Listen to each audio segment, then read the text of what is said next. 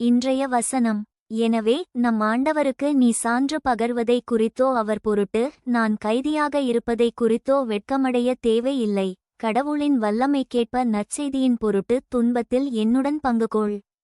2 திமோத்தேயு அதிகாரம் 1 வசனம் 8. Do not be ashamed then of testifying to our Lord, nor of me his prisoner, but take your share of suffering for the gospel in the power of God. 2 Timothy chapter 1 verse 8. ஜெபம்.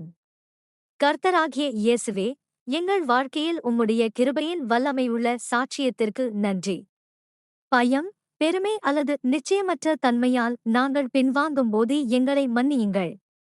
எங்களைப் பற்றி பெருமை பேசாமல், உம்மில் நாங்கள் கண்ட நம்பிக்கையை சுதந்திரமாக பகிர்ந்து கொள்ள தைரியத்தால் எங்களை நிரப்புங்கள்.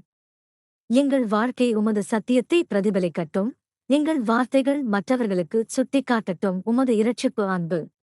உமது ஆவியின் வல்லமையால் நற்செய்தியின் வெட்கப்படாத தூதர்களாக இருக்க எங்களுக்கு உதவுங்கள்.